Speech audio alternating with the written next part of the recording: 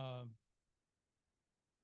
okay, first, before we start, I want to tell you what a facilitator is. Every one of you can be a facilitator. You know somebody who's done something interesting, you twist their arm, and they come and talk. So that's how ILR works. The facilitators are arm twisters, and they have to find speakers. Without facilitators, we would have no speakers. So all of you can talk to Jane Brockman today or to somebody else on the ILR curriculum committee and sign up to be a facilitator.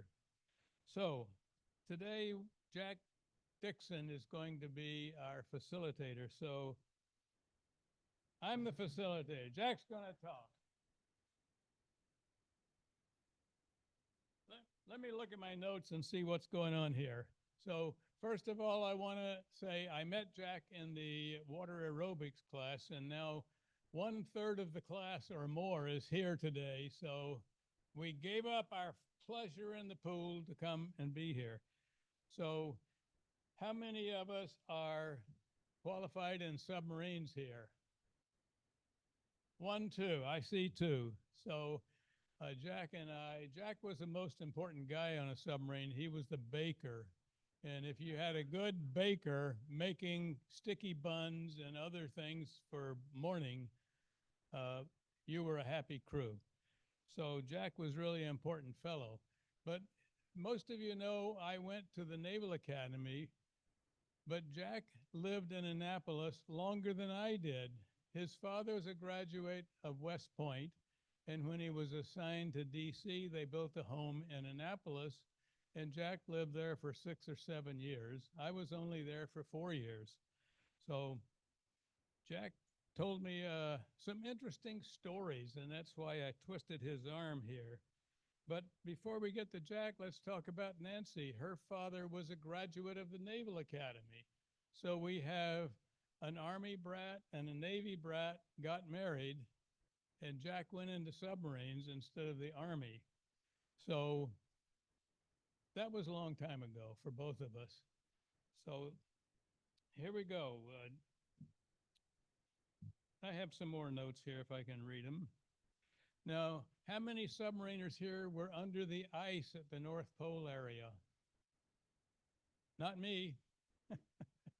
So Jack had more exciting things than I did in some respects. Uh,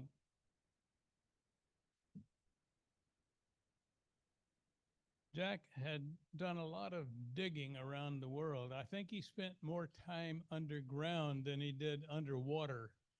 So Jack was telling me about managing the construction of subways all around the world.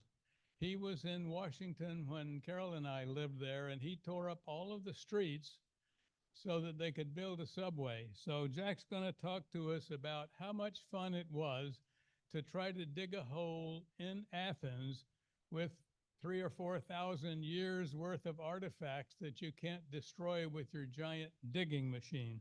So Jack Dickson, please tell us about digging holes in Athens.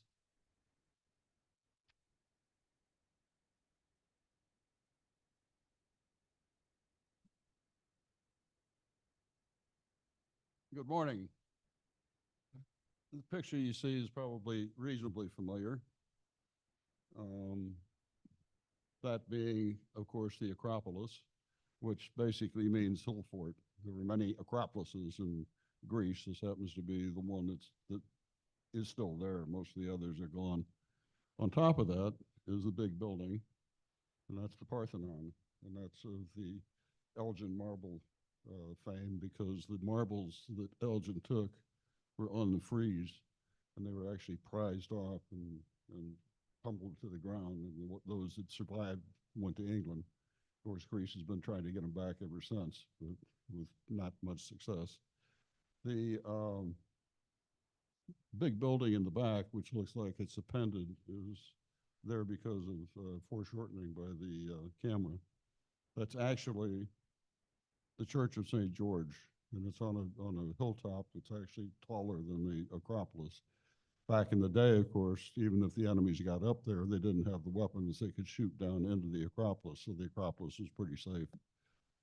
To get up there is fascinating. It's about 2,200 steps coming down. We took the funicular up, but I couldn't talk Nancy into taking it down, so we walked down.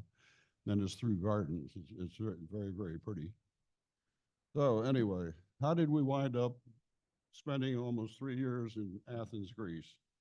In my career in engineering, we had been offered overseas posts in such garden spots as Abu Dhabi and Saudi Arabia.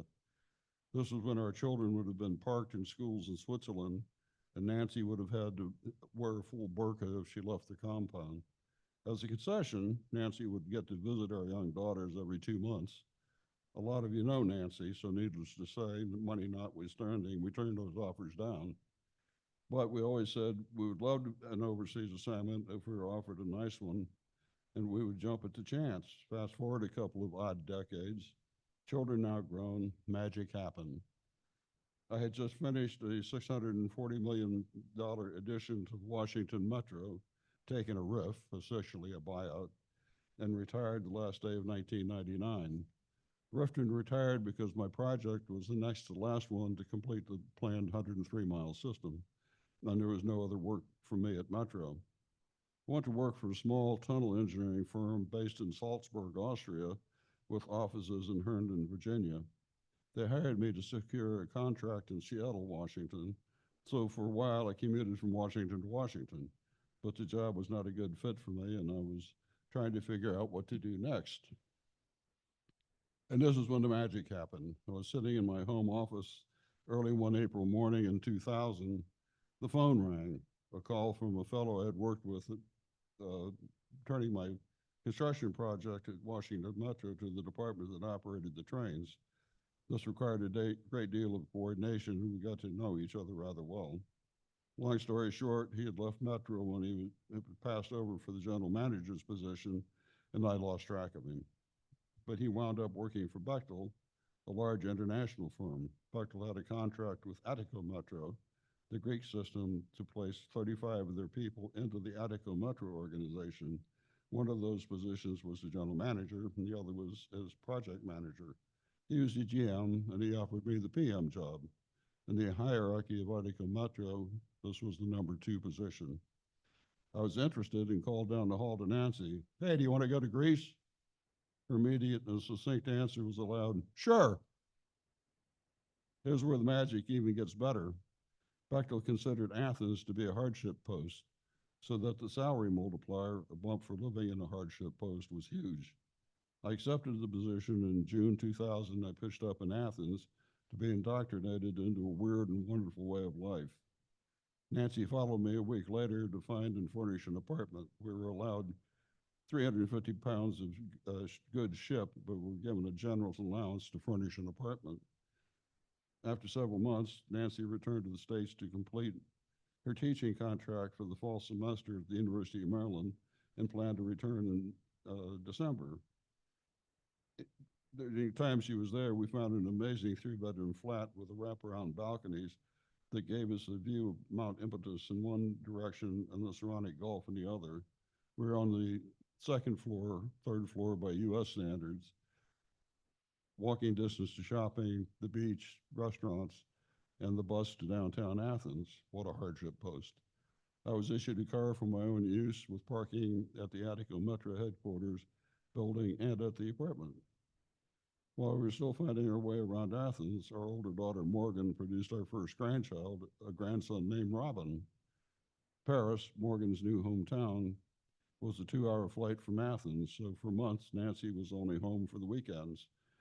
But more magic. Our landlady, who lived downstairs, was convinced that men could not be trusted to take care of themselves, so she found us a wonderful Albanian housekeeper and fed me dinner most nights when Nancy was gone. So that is how we pitched up in Athens. On to the tunneling and archaeologists, but first some early histories of Attica Metro, one of the first urban railway systems designed to transport people. This is the Attic region, as it says. Athens is a small, tiny dot in the region. It's not really very big itself. just for interest, Marathon is somewhere over there, about 26 miles away, and the Battle of Salamis was the sea battle was fought there. So it's not a very big area, but a lot happened there.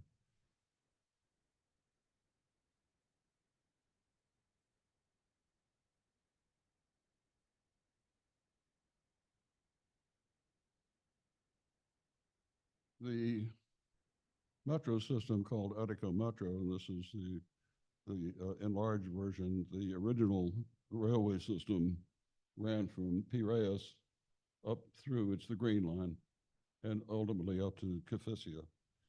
Some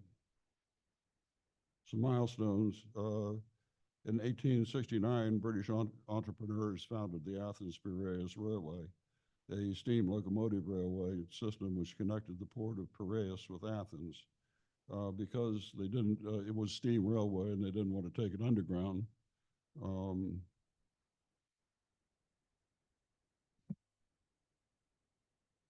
It actually ended at Ammonia, just short of Athens itself. In 1875, the company became Greek-owned and set very ambitious goals for the extension of the network. However, these goals weren't met until 20 years later, when the line was extended from Thysio to the center of Athens at Ammonia Square. In 1904, the electrification of the system constituted a turning point for this company, which now allowed the Athens-Piraeus railways. The turning point came about because once electrified, the trains could go underground. The company invested in improvements to the line and proceeded to develop Fulare Bay, Athens Riviera, just north of Piraeus, as a recreational area. The railway system gave the citizens of Athens the opportunity to visit the area of Philario by train and go to the theater, visit the playground, the sea, and top-of-the-line restaurants. Since there were no vehicles, there was no paved roads in Athens, and the roads were pretty horrible. The early vehicles couldn't stay running. The railway was the only way to get to Piraeus from Athens unless one walked or had a carriage. In 1926, the Athens-Piraeus Railway was renamed the Greek Electric Railways. At the end of 1930, the line was extended from Ammonia Square to Attica Square. After World War II, in the mid-50s, the line was extended to Kifissia, which is up here. There's Attica, Ammonia. This happens to be in English, so you can actually read it. And the Kifissia was populated mainly by British expats, foreign journalists, and wealthy Athenians. The Greek Electric Railway continued operating as a private company until '76, when it was taken over by the Greek government and renamed Athens-Piraeus Electric Railway. A new fare collection policy allowed the company to become profitable without recurring to state aids or subsidies. And they continued extensions of the network and improvements. During the 107 years of the operation as a private company, the original Athens-Piraeus line played a significant role in the life of the citizens of Athens and Piraeus. Athens was chosen as a place for the 2004 Olympic Summer Games, or at least they were trying to get them at that point. Beginning in the late 1980s, a huge investment in grants were provided mainly by the European Union, in part for the expansion of Attica Metro. Planning commenced and a contract for the design and construction of two new lines, the blue and red lines. The original line was now named the Green Line. These contracts were awarded to a consortium of European contractors for about 1.5 billion euros, just under $2 billion at that time. Attica Metro controlled the design by requiring final review of all design and construction documents. My role as project manager, or to use the translation of my Greek title, the manager of the managing department, was to oversee some 400 Greek engineers, architects, and other professional employees. I was the newbie in a line of others who had filled this role with varying degrees of success. Okay, I thought, this is a new way of doing what I had been doing in the past. How hard could it be? I promised we would get onto the tunneling, but now a word about the archaeology. I was involved with before we dive underground. A major player in the project was the Ministry of Culture. Some of you may remember Melina McCurry. When she became the Minister of Culture, she really made it a very strong department. And you can't move in Greece without the archaeology clearing the ground for you. Because we found such important artifacts while we were working, we had archaeologists on site daily to monitor construction and retrieve artifacts. A significant archaeological site was revealed during construction of Monastiraki Station. As Nancy's Greek teacher says, everybody speaks Greek, you just pronounce it funny. Monastiraki, of course, means that there was a monastery there. It's our term for it. It's still there, although it's much smaller than it used to be. And this is some of the artifacts we found as we excavated, and we actually walk along on the right side and the skylights, so you can see it above from the paved area of Monastiraki Square that we repaved. We used a cut and cover method, the oldest method of tunneling. You dig a trench, construct a tunnel, and then return the surface to its original state by covering the tunnel. The station itself was constructed underground beneath the existing Green Line station of the same name. One of our most significant finds was the bed of the Eridanos River, which is this.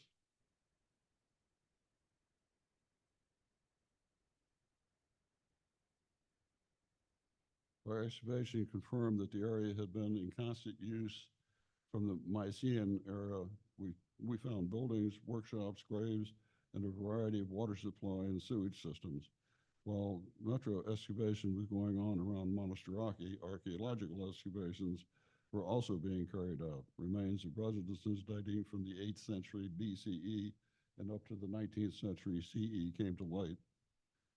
The basic axis of the town planning in all areas was the Eridanos River, which had its springs at the foot of Mount Libeticus, ran through the center of Athens and flowed to the Elysius River. The river ran all year and used to increase during heavy rainfall, of course. During the post-classical era of 5th to 4th century BCE, large stones marked the riverbed, which was 2.6, about 8 feet wide, meters, about 8 feet wide. Currently, walkways on both sides of the river. When the Romans took over Greece, the river was covered with a vault made of bricks. That's what you see here, and turned into a sewer, the Roman equivalent of our Corps of Engineers at work here.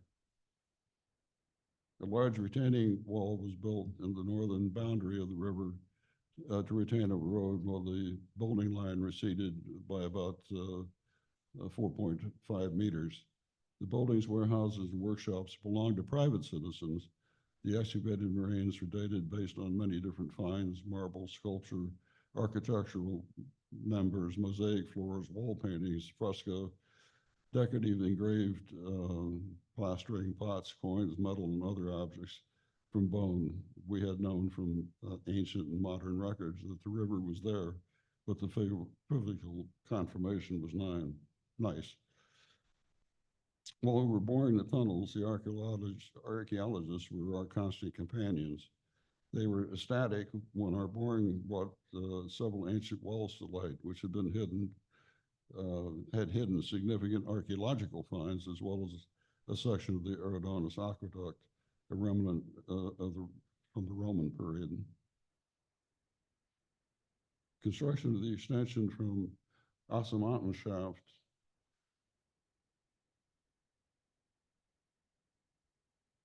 to Elysius Shaft was particularly important in archaeological terms, since it follows the direction of the ancient era Otis axis that connected Athens with Eleusis. And throughout its course, the road here that connected, followed the procession of the Eleusinian mysteries during the celebration for Demeter and Persephone. In other words, a paved road from Athens to several important temples to the south and west of Athens. We use something called New Austrian Tunneling Method, NATM, N-A-T-M for short. It's neither new nor particularly Austrian. Although the concept is Austrian, most of the development was performed in Germany. It differs from conventional tunneling today using a closed-face boring machine where we can't see from inside the tunnel machine the face you're excavating. NATM is an observational method of tunneling without a protective cover, like a can that tunneling can be accomplished inside of during the tunneling. NATM arrays on taking small bites of material, exposed surface, and then covered immediately with shock cloth. In this slide, this is accomplished in 5 steps, then repeated over and over until the tunnel is complete. So you take the crown, the bench, and then last the invert. Shotcrete is a method of spraying, actually spraying concrete. It comes out of a hose. It's like gunite. If you see swimming pools being made, it's the same idea. It's a sprayed concrete. It sets up very quickly. It protects until we get the final lining in place. We were actually doing this is a single track tunnel. We were actually doing a 2-track tunnel. So this is an actual picture of what it looked like inside a horseshoe-shaped tunnel. Why did we do this? You know, a lot of people wonder because we have machines, the big circular steel tubes that we push through the ground for doing it. Those are extremely expensive and take a long time to manufacture, and are usually manufactured for one specific job. You take a look at the equipment here. It's a backhoe with an articulated hoe on the front end of it, and a pipe out of which we spray the shotcrete. There's no delay in getting it to work.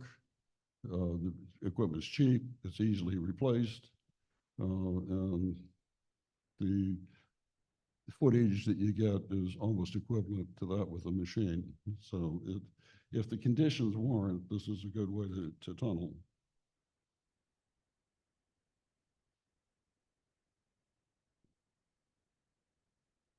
The application of NATM method relies extensively on a thorough technical evaluation of the medium in which tunneling will be accomplished. We were tunneling through what is called Athenian schist.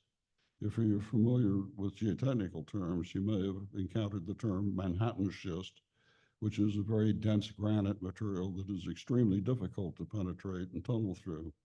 Athenian schist, on the other hand, is soft, malleable agglomeration of a variety of the materials all mixed up by the very active earthquake zone found in the Athenian region. It is so mixed up that older geological material can be found above newer material. Imagine my surprise to find a soft material, the Athenian schist, when I was expecting a dense hard material. It really should not have been surprised because part of my being selected for the position was my familiarity with NATM, which is only used in soft ground. So bring on the women who could and did stop the tunneling. Most of the archaeologists we employed were women, all graduates of the University of Athens. These archaeologists were present at the tunnel face as we progressed. At one point, we were going under Ermu Street, a fashionable shopping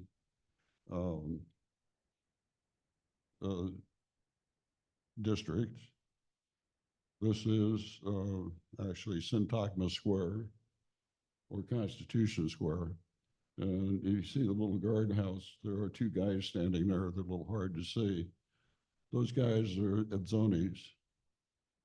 That's an Ebzoni. They wear skirts and they got pom-poms on their shoes. And you don't laugh at them, you don't make fun of them. Take a look at the size of this guy compared to me. This was my first all-expense paid trip to Athens in 1962. So they're rather formidable dudes. Um, anyway, Airmoon Street was a pedestrianized street that had been part of Athens since Plato, Aristotle, and other ancient Greek luminaries used the street. The Romans recorded Airmoon Street in the 2nd century CE on city maps that are still extant. At that time, the street was mainly houses, as the main gates to Athens were in the vicinity, and the street ran from the city gates to the Agora, or main market, at the base of the Acropolis. The Athenians living there sank wells, and it was these wells that were of prime interest to the archaeologists. They're called wells, but instead of being used to draw water, they acted as the ancient residents' refrigerators and safe deposit boxes. Food, wine, and valuables could be placed in pottery vessels.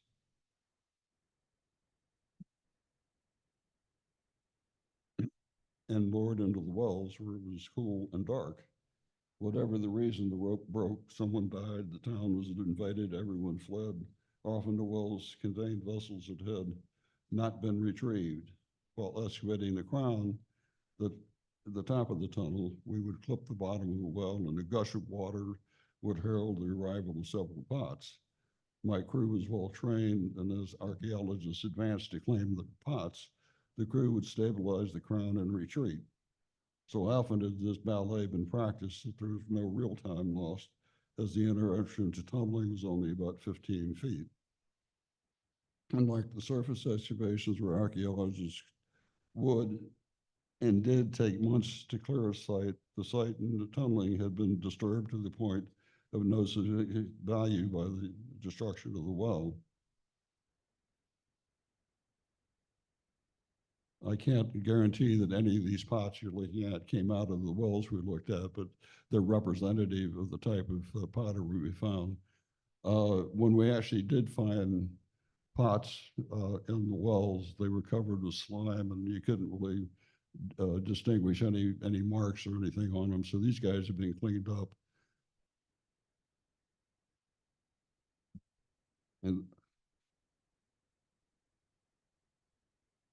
And the archaeologists were fascinated by our excavations. You allowed them to see different periods, and this is what we're looking at here. This is actually in Syntagma Square Station, and is the stratigraphy wall of what was found as we excavated. So these are the different strata of findings that we found as we went down. And one day I was at the surface excavation from Monastiraki while a crew was retrieving pots from a well uncovered during the excavation. The archaeologists had 6 or 7 pots sitting in a wall beside her. I made a crack about ancient pots, and she replied, "No, they're new, 300 or 400. She meant CE, not BCE. My request to take one home was met with an icy refusal. Many of the artifacts found were sent to the Greek Archaeological Museum. Others were put on display in the metro stations where theft was discouraged by armed 18-year-olds patrolling with machine guns, a modern alarm system, and well-publicized information that only some of the artifacts on display were ancient. The others were copies. No one wanted to risk an encounter with the Greek police over a modern one-day copy.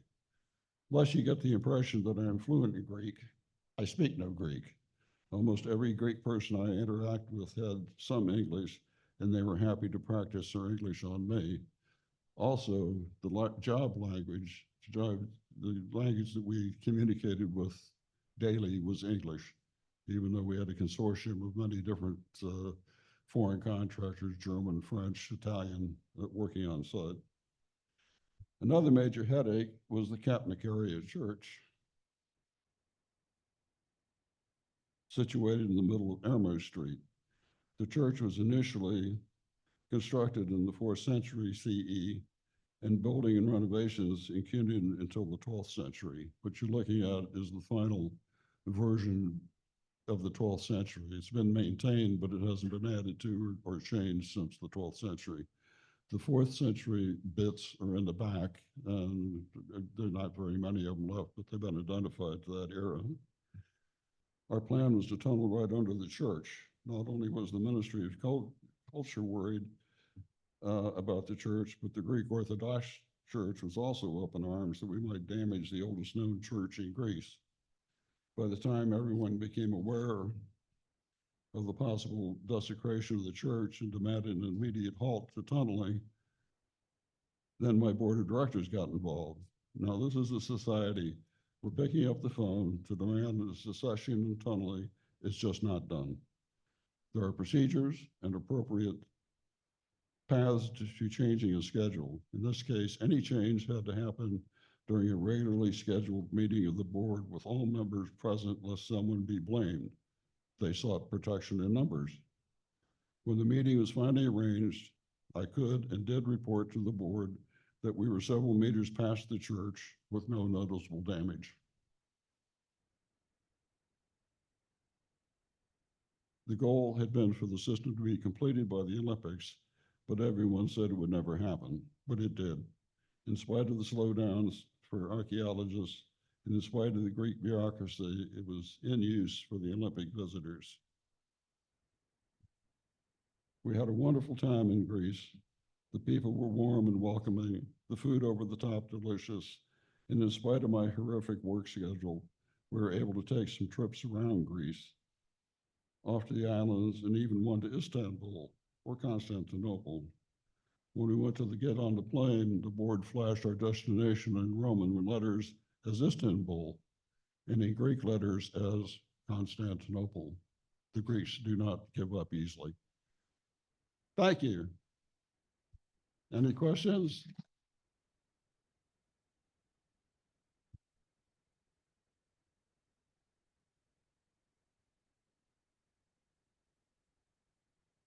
I don't see any hands up. Anybody have, oh, there they go. Lynn, all right. Oh, that was a different question. Not a submarine. I just wanted to ask, are those pictures that looked like they were a museum, are they in all, are all the pictures you took in? I'm sorry? There were a number of pictures that looked like they were taken in a museum, and I was wondering if they were all in the train stations. All those pictures are actually scalped off the internet, but they were, most of them were inside of the stations. The Greeks were very big about trying to leave as many of the artifacts or copies of the artifacts where we found them. So we built around artifacts. I mean, we changed the shape of the stations. We did everything we could to leave the artifacts in place or show them where they'd been found. I take full credit for that, by the way. I mean, it was the Greek government that was doing this. We moved to Chicago in the 1970s, and I didn't know much about Chicago, so I went to Mass at the cathedral one Saturday night at 5:30, and much to my amazement, the entire church shook with this great noise because the subway goes right under the cathedral in downtown Chicago. I'm sorry, are you talking about Capnicaria? You're talking about Capnicaria, the church? No, she's talking about a church in Chicago. The subway rattled the church when she was there for Mass. Oh, okay. A cathedral. Other questions?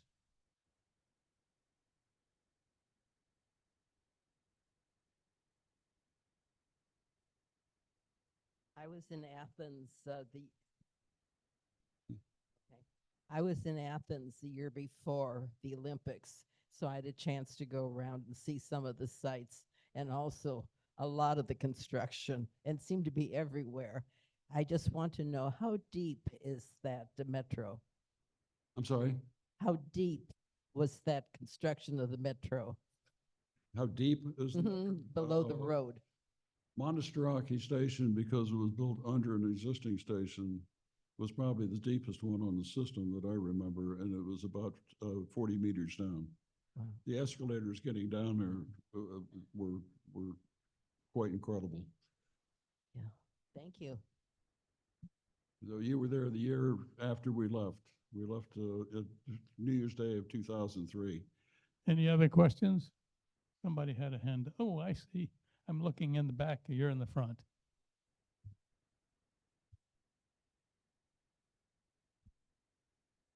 my archaeology experience is in Israel. But my question for you, were the archaeologists there with you all the time, or were they called in when you found No, something? absolutely. They were there on site the whole time. They'd have to be, yeah. And it's not that the Ministry of Culture paid for them, we paid for them. Uh-huh. We paid the Ministry of Culture to have them on site. And the Ministry of Culture is the one who decided how many archaeologists, what they were looking for.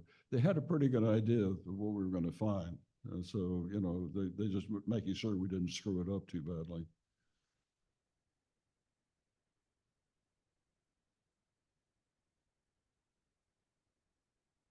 Did you have a moment of exhilaration in hitting something, not hitting, but discovering I'm that sorry. you uncovered? Oh, what was the most exciting place or incident for you? I'm not sure I'm understanding. Okay. What was the most exciting thing that you encountered while you were digging holes there that really took your breath away? Oh, yeah. Like I said, the Ministry of Culture and the archaeologists had a pretty good idea of what we were going to find from other excavations that had gone on in their own explorations. So the archaeologists were there to make sure we just didn't bore through something important, and they made sure we didn't. And you know, a lot of the workers were Greek, and they were very proud of what we were finding, so they weren't going to destroy their own culture. Are there any other questions? Well, I was in Athens before you were in 1959 on my submarine, and I saw the guys with the pom-poms and the things, and we were told to leave them alone. Don't take pictures. Anything else? Okay, this is the last of the wonders. Now, all of you have a charge to go find somebody that you know that can tell us something interesting and become a facilitator. There's no money involved, so you don't have to worry about paying the people, and you absolutely will get no money from the ILR for doing it. Thank you very much. Tomorrow, the UF Health student is actually a high school student. He won a $100,000 national prize for his project. He's going to talk to us about styrofoam recycling of some kind or another. And if you came to some of the music events here, he was here, he plays cello, he plays piano, he plays chess. He's done everything a kid can do, and he's just graduated from East Side. So come tomorrow, talk to you later. Roy has a question.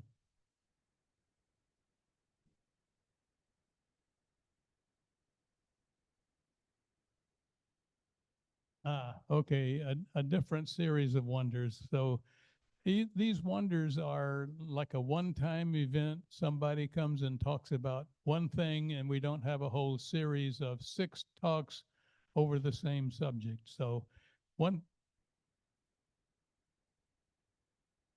he's talking on Toni Morrison's book. It's Paul Ortiz, late of the University of Florida, currently from Cornell University. Yay, Cornell, go Big Red. Thank you for coming.